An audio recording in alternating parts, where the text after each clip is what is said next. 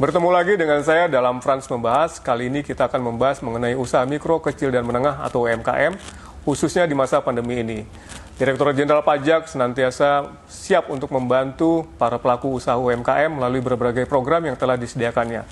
Untuk itu kita akan membahasnya dengan Ibu Aan Almaidah Anwar, Kepala Subdirektorat Penyuluhan Perpajakan Direktorat P2 Humas, dan Ibu Husnaini atau Bu Iin, yang merupakan seorang dosen dari PKN STAN dan juga pelaku UMKM itu sendiri.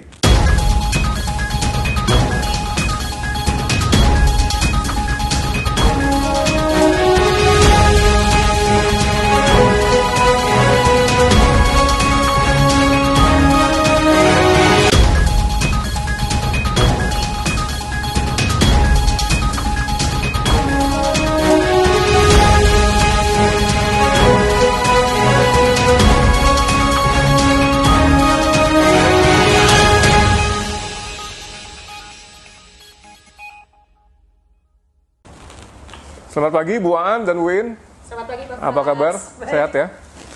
Oke. Sebagaimana diketahui, DJP atau Dijen Pajak juga telah memberikan insentif perpajakan untuk UMKM ini. Di antaranya adalah pelaku usaha UMKM diberikan kebebasan untuk tidak membayar pajak PP 23 sebesar 0,5% sampai bulan Desember 2020. Namun sepertinya tidak hanya itu, Dijen Pajak sebenarnya punya semacam program yang mencoba untuk mengedukasi atau memberikan fasilitas kepada UMKM. Seperti apa program itu, Bu Aan? Sebenarnya perhatian Direktorat Jenderal Pajak terhadap sektor UMKM ini sudah sejak lama, Pak Frans. Jadi ketika ada data dari McKinsey bahwa UMKM ini 90% itu usaha UMKM inilah di jenis usaha yang ada di sekitar kita, dan mereka itu menyerap tenaga kerja 80-90%. Dan menurut pusat statistik sekitar 52 juta. Nah, kalau kita bicara tentang tax ratio, ya masalahnya mungkin selama ini penerimaan pajak itu lebih tergantung kepada wajib pajak badan, kan begitu. Jadi memang harus ada yang kita lihat dari sektor usaha informal ini, bagaimana mereka supaya mereka lebih ada tujuan. Salah satu tujuan itu adalah meningkatkan kesadaran, awareness. Kemudian mereka adanya keterikatan, engagement, kemudian akhirnya meningkatkan kepatuhan. Dan semua itu terhadap pajak. Nah, itu menjadi pemikiran, tapi belum seperti itu ya konsepnya. Kemudian diadakanlah suatu sensus penduduk. Waktu itu mungkin Pak Frans tahu, tahun 2011 itu tujuannya itu juga untuk menjaring data di mana sih sektor informal. Tapi kemudian penyerapannya masih kurang ya, maksudnya kepatuhan juga masih kurang. Kemudian pemerintah ada peraturan pemerintah nomor 46 di mana cuma 1% dari omset itu tahun 2013. Itu masih kurang. Nah, kemudian ada semacam kajian yang saya baca juga, mungkin Bu Iin nanti lebih tahu. Kajian ini kemudian meminta bahwa harus ada strategi khusus yang membuat mereka merasa ada engagement yang seperti itu. Nah, strategi itulah yang dinamakan program Business Development Service. Strategi membina dan mengawasi wajib pajak UMKM dalam mengembangkan usahanya secara berkesinambungan. Tujuannya itu tadi, yaitu meningkatkan kesadaran mereka, kemudian keterikatan mereka, kemudian kepatuhan terhadap pajak. Nah, BDS ini berkembang dan kemudian kita tahu ada PP 23 juga. Di sanalah terjadi perluasan kebijakan-kebijakan lahir. Kemudian kebijakan apa? Salah satunya ketika BDS ini kita masukkan ke dalam strategi penyuluhan. Itulah satu-satunya yang mana setiap unit kerja di Direktorat Jenderal Pajak, ya kita katakanlah KPP ya, Kantor Pelayanan Pajak itu bisa melakukan ini. Nah, ini dimulai dari piloting juga sih. Tahun 2015 baru beberapa unit kerja, baru semuanya itu 2019 Pak. Jadi benar-benar bertahap. Nah, ketika dilakukan BDS ini, ada juga yang secara ini Pak Frans, secara tahun 2016 ya Bu, 2016 atau 2018 ada dua metode. Yang pertama secara independen, yang kedua secara kolaboratif. Independen ini adalah secara mandiri di mana kantor pajak itu kemudian membuat suatu komunitas. Ini kita tahu ada di salah satu KPP dan ini membuat komunitas UMKM sahabat pajak. Nah, kalau yang kolaboratif itu kita bekerja sama Pak Frans. Kita bekerja sama dengan asosiasi, marketplace, dan lain-lain. Dengan RKB, Rumah Kreatif BUMN juga, dengan bank-bank dan lain-lain. Nah, seperti itulah kita mengharapkan program Business Development Service ini berjalan. Jadi UMKM yang 56 juta ternyata yang terdaftar baru 2,3 juta, ya kan? Terus kemudian dari 2,3 juta, yang manfaatkan insentif yang kemarin itu baru berapa gitu. Kemudian kita mikir apa nih yang kurang, jadi perlu ada engagement yang kuat. Terima kasih Bu Aan. Program Business Development Service atau BDS yang dikelola oleh Ditjen Pajak ini kelihatannya cukup menarik ya. Di mana kita juga memberikan edukasi dan juga pelayanan kepada UMKM supaya mereka juga lebih aware mengenai bagaimana berusaha dan juga bagaimana membuat suatu laporan keuangan misalnya dan lain sebagainya. Nah, ini saya pengen tanya terkait dengan implementasinya nih, mungkin dekat dengan Bu Iin nih. UMKM itu kan kalau misalnya ke kantor pajak itu pasti dia dengerin, ada orang pajak nih. Dia takut, kemudian juga mungkin merasa ada sesuatu yang asing, deg-degan dan lain sebagainya.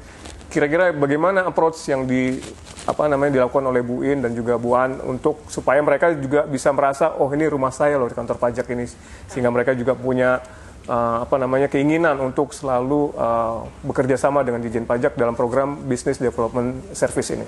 Oke, kita bicara dari ini dulu ya, kegiatan penyuluhan yang tadi. Kan kita mau melakukan strategi penyuluhan yang khusus. Nah, itu asalnya tuh dari end-to-end treatment ya Bu ya. Jadi bagaimana kita cari, kita bina, terus kita edukasi, kan seperti itu. Nah, edukasi ini seperti apa? Begini Pak Frans, kita di mana-mana tahu kalau yang bicara orang pajak, itu mungkin mereka mikir, nih nanti ujung-ujungnya suruh bayar nih. Tapi kalau yang bicara yang lain, maka mereka akan pikir, wah oke ya, apalagi kalau yang bicara itu sesama dari pelaku usaha seperti UMKM. Nah, itu yang terjadi dengan komunitas sekarang ini ya. Nah, itu yang kami harapkan. Makanya di sisi kegiatan penyuluhan kita mulai nih bahwa peran pihak ketiga itu sangat penting. Nah, di situ saya berkolaborasi dengan beliau yang di sebelah ini, Bu Iin. Itu yang baru nanti kita lakukan ya, bahwa kegiatan penyuluhan itu tidak semata-mata, ini penyuluhan pajak loh. Ini ada tema. Tema apa? Berdasarkan user experience dong, berdasarkan kebutuhan mereka. Misalnya branding, pembukuan, dan lain-lain. Nah, itu tugas beliau untuk menjawabnya. Monggo, silakan Bu. Baik Pak Frans, tapi kalau Bu An kan jawabnya terstruktur dan serius. Kalau saya mau pakai curhat aja boleh nggak Pak Frans? Saya pakai cerita. Iya, jadi Pak Frans terima kasih sebelumnya sudah diberi kesempatan sharing di sini. Jadi saya di sini sebagai pelaku UKM juga ya Pak Frans ya, gitu. Kebetulan saya juga punya tutulan gitu. Jadi Bu ini selain dosen, iya betul. Saya ini pelaku UMKM juga. Saya ini jualan juga Pak. Iya, saya jualan juga untuk bisa menyambung hidup lah Pak. Gitu. Beli beras gitu ya, beli makan gitu ya Pak ya. Nah karena sudah 10 tahun terakhir lah Pak ya, kita, ada usaha jualan kayak UMKM. Jadi feel-nya itu bisa merasakan bisa membersamai dan mendampingi mereka, tahu suasana kebatinannya gitu. Jadi memang baik di sini kawan-kawan UKM yang mungkin yang sedang menyaksikan, mungkin kita bisa memulai dengan mindset yang tepat kali ya Pak ya, mindset yang tepat bahwa ketika kita membayar pajak, pada hakikatnya uang kita itu sedang tidak berkurang. Karena matematika kita berbeda dengan matematika, mohon maaf nih Pak, dengan matematika langit gitu. Jadi kalau kita dapat omset 100.000, kemudian pajak itu kan kalau untuk UMKM seperti kami pedagang, pelaku usaha yang di bawah 4,8 miliar gitu, itu kan hanya 0,5%. Kalau kita jualan hari ini ikutan bazar ya teman-teman UKM, jadi bayangin kalau kita jualan hari ini 1 juta rupiah Pak Fran di bazar 1 juta, terus pajaknya hanya 5.000 rupiah. 0,5% dari omset hari itu ya? Dari omset, nah walaupun bayar pajak nanti kita kumpulin dulu selama sebulan. Terus sebulan ini kita dapat berapa, dan itu kali 0,5% baru disetorkan. Setorkannya juga nggak ke kantor pajak. Nah ini teman-teman UMKM, mohon jangan salah dimengerti, nggak ada uang 1 rupiah pun yang dibayarin ke kantor pajak. Nah ini banyak yang kawan-kawan itu kadang nggak ngeh gitu. Kita itu bayarnya ke ATM, masuk ke kas negara, sama sekali teman-teman kantor pajak itu nggak terima uangnya 1 rupiah pun. Jadi nggak usah khawatir. Ya. Terus kemudian bayangin dengan kalau saya jualan hari ini 1 juta, itu bayar pajak 5.000. sama cilok aja Pak Frans, itu mahalan cilok gitu. Saya jualan hari ini di bazar, terus abis itu pasti jajan, beli pempek di stand sebelah. Terus ada yang jual batiknya lucu banget, beli itu aja jauh lebih mahal dari pajaknya gitu. Terus gitu ya, kadang kita berpikir kita dapat uang 1 juta, kita berkurang uangnya Rp5.000 karena untuk bayar pajak. Jadi uang kita tinggal 995.000. Kok uang saya berkurang untuk pajak? Nah ini mindset ini yang harus dibenerin. Karena matematika kita itu berbeda sama matematika langit gitu. Ketika kita keluar uang 5.000, semua itu bermulai dari niat, karena niat itu powerful banget. Kalau kita set up mindset, set up niat, ya Allah, ini uang 5.000 itu digunakan untuk saudara-saudara kita dari Sabang sampai Merauke gitu loh. Bayangin Rp5.000 itu bisa untuk bikin sekolah di pelosok-pelosok tanah air gitu ya. Uang 5.000 itu kepake untuk bikin sekolah.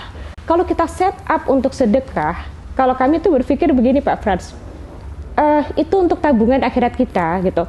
Suatu saat kita diwafatkan sama Allah, sekolah itu masih berdiri, batu bata itu menjadi saksi di hari akhir. Dan ketika ada murid-murid sekolah dasar, SMP, SMA yang belajar dari ujung Aceh sampai ujung Papua gitu ya, anak itu belajar setiap hari tanpa kita ketahui. Kita anak-anakan ngobrol di sini sekarang, pahala itu terus mengalir. Kita punya passive income pahala. Kalau kita punya sedikit uang, kita taruh di deposito, kita aja mau kok terima passive income, masa ini nggak mau passive income pahala gitu.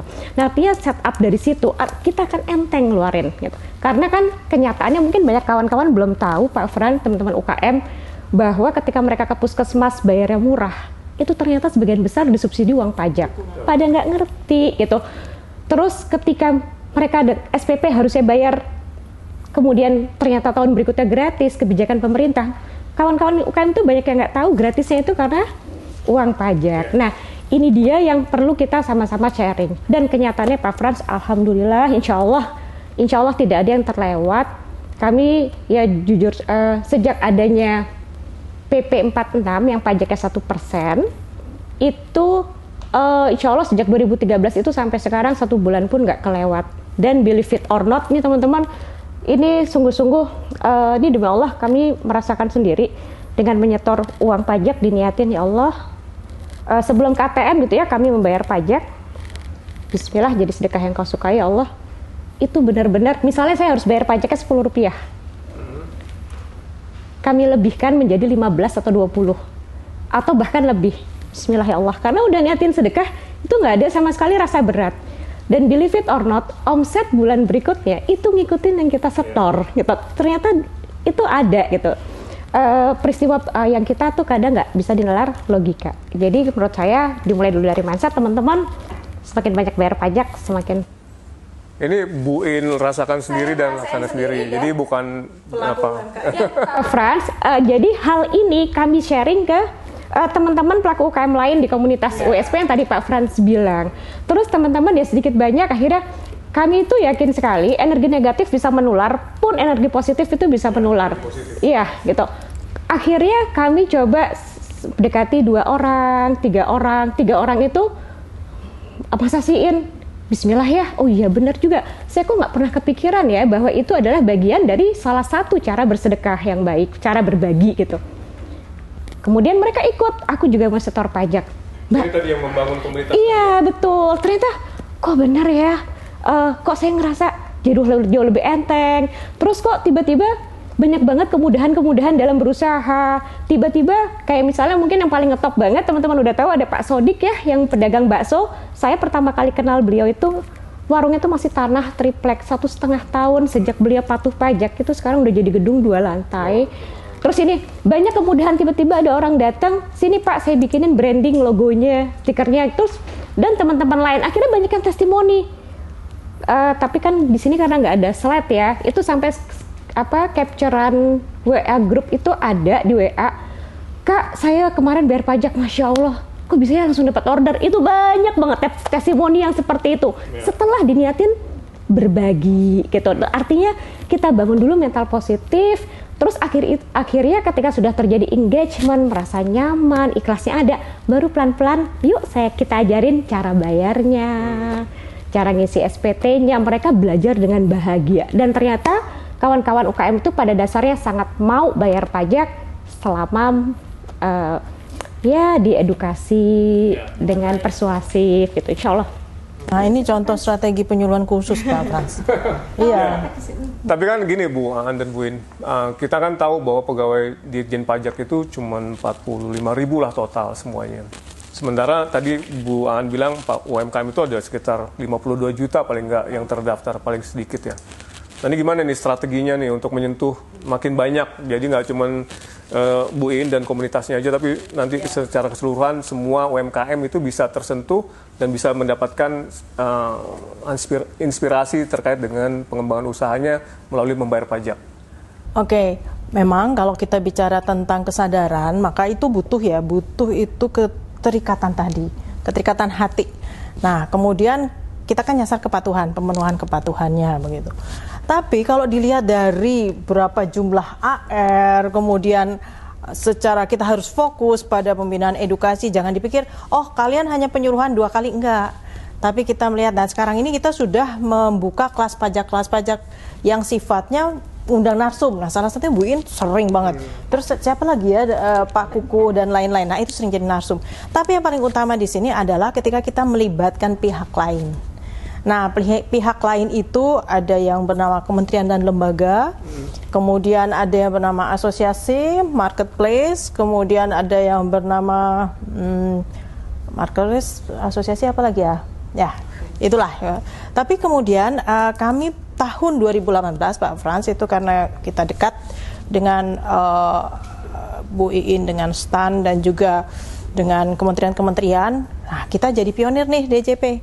Kita buatlah suatu workshop UMKM Patriot untuk Negeri bersama Coach Ridwan ya waktu itu. Kemudian dari seluruh kementerian itu kita bersama-sama, oh ya kita mau membuat berapa tempat yang dimana di sana berjalan saja bisnis usaha dan lain-lain di bawah pengawasan dari salah satu kementerian. Di mana tugas DJP? Kita sebagai narasumber.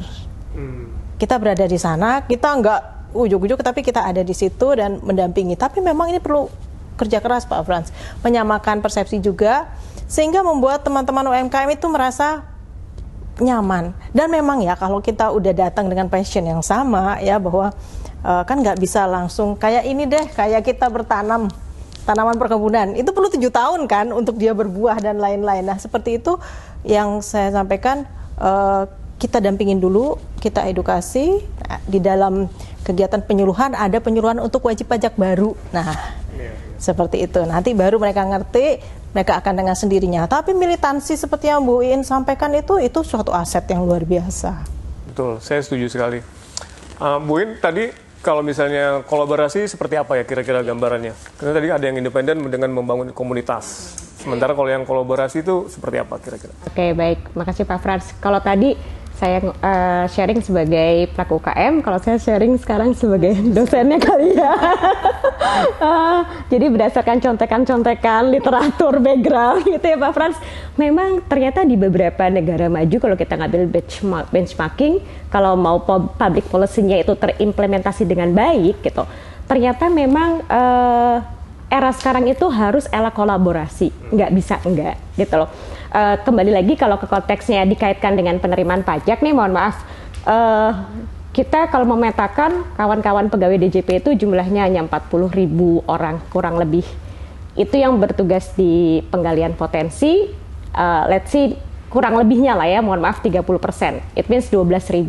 Teman-teman itu pasti punya target penerimaan dan harus tentu saja harus ada skala prioritas. 75%-nya akan memegang WP-WP besar karena ada target penerimaan pajak untuk membiayai 260 juta rakyat Indonesia. It means artinya yang menghandle kawan-kawan UMKM itu mungkin hanya 25%-nya saja. 25%-nya itu dari 40.000, 30%-nya tadi 12.000. Itu hanya 25% yang handle UKM. Itu artinya hanya 3.000 orang. 3.000, kalau ada 2,3 juta pembayar pajak dari UMKM, 2,3 juta dibagi 3.000, itu satu orang pegawai pajak harus memegang 760 UKM, HAUKAM. sangat sulit sekali. Itu kalau yang sudah bayar pajak. Yang belum bayar pajak itu 56 juta Pak Frans. Jadi satu orang fiskus itu memegang sekian belas ribu. Itu kayaknya nggak mungkin. Dilihat dari situ saja, memang butuh kolaborasi. Alasan yang kedua, pajak itu bukan tentang Direktorat Jenderal Pajak saja. Ini mungkin yang salah dipahami. Karena seluruh kementerian lembaga itu kan 80% dipanya untuk bisa bergerak, memfasilitasi UKM itu dari pajak. Bagaimana mungkin seluruh KL tidak mensupport DJP walaupun hanya untuk sosialisasinya.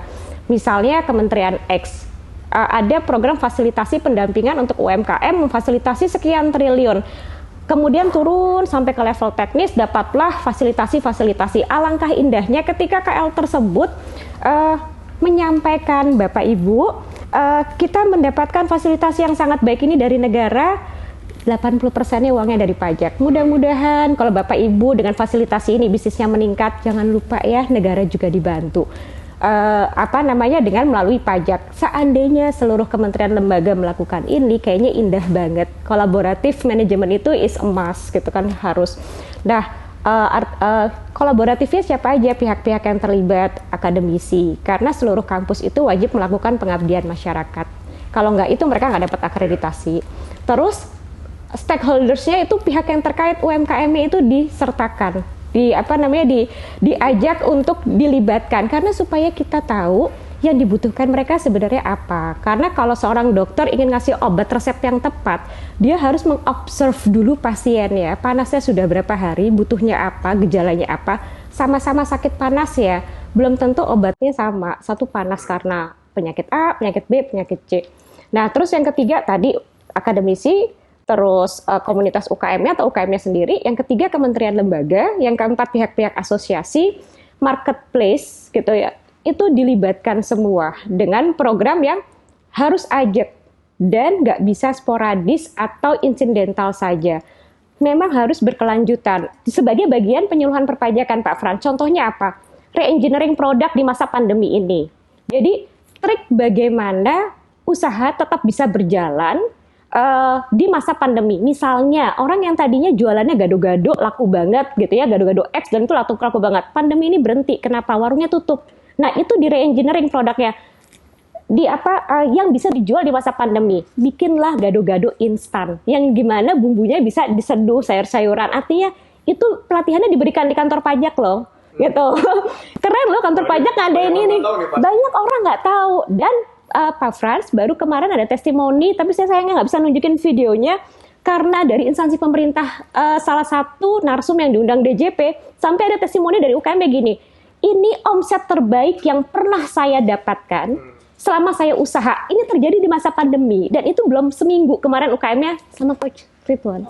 Nah, di salah satu. Nah, ini luar biasa. Jadi dan itu didapatkan dari kantor pajak. Terus gimana jualan via online. Terus itu pun dari kantor pajak. Artinya gimana pembukuan usaha yang pas supaya nggak bangkrut. Itu di kantor pajak. Itu kantor pajak sekarang banyak sekali mendatangkan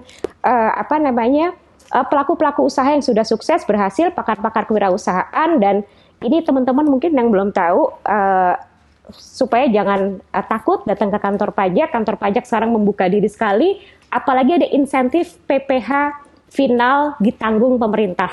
Yang harusnya kita bayar 0,5% setiap bulan, betul. Ini kita nggak perlu keluar uang Rp1 pun, Pak Frans. Jadi cukup hanya melaporkan, halo negara, kami itu omsetnya bulan kemarin 20 juta. Jadi pajaknya kan 100.000. Udah kita nggak usah keluar uang, negara yang akan menanggung. Dan ini berlaku sampai Desember 2020. Perpanjang Pak Frans, tadinya September, Desember itu bukti ya. Jadi betapa pemerintah melalui Direktorat Jenderal Pajak itu sangat memahami kesulitan dari kawan-kawan UKM dan mensupport. Bahkan yang keren lagi Pak Frans, nggak hanya untuk yang usahanya lagi jatuh, bahkan yang usahanya lagi bagus-bagusnya sekarang di masa pandemi gitu ya, karena memang ada beberapa usaha yang justru sekarang panen di masa, contohnya frozen food dan sebagainya.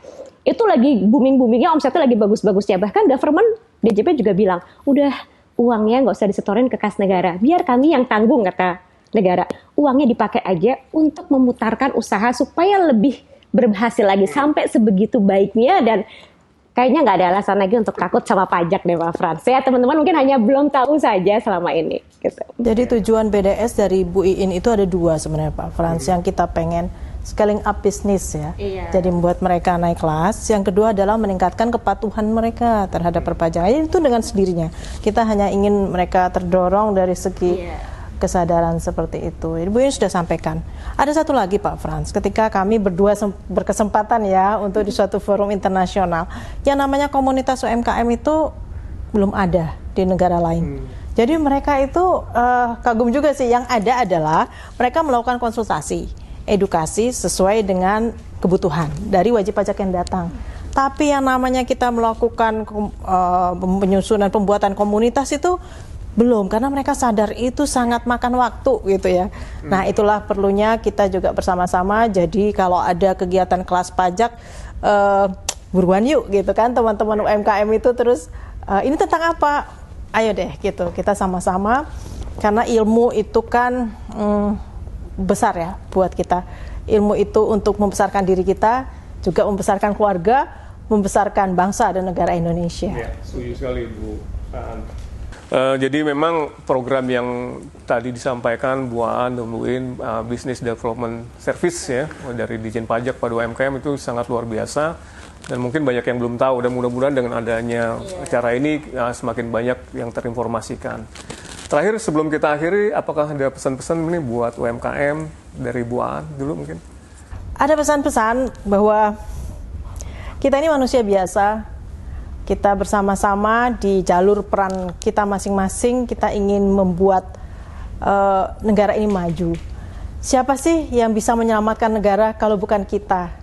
Dan kalau kita ego bilang bahwa itu hanya dari uang pajak gitu, itu semuanya berasal dari teman-teman UMKM. Juga berasal dari semua kesadaran dari seluruh warga negara Indonesia untuk membayar pajak.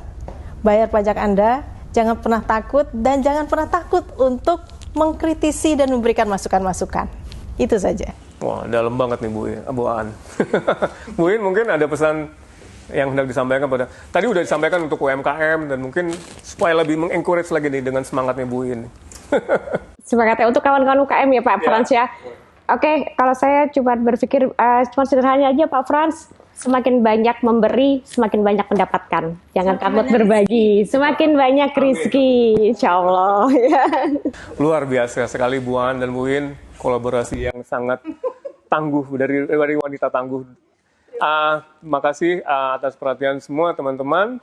Jumpa lagi dengan saya dalam Frans membahas dalam episode selanjutnya. Terima kasih.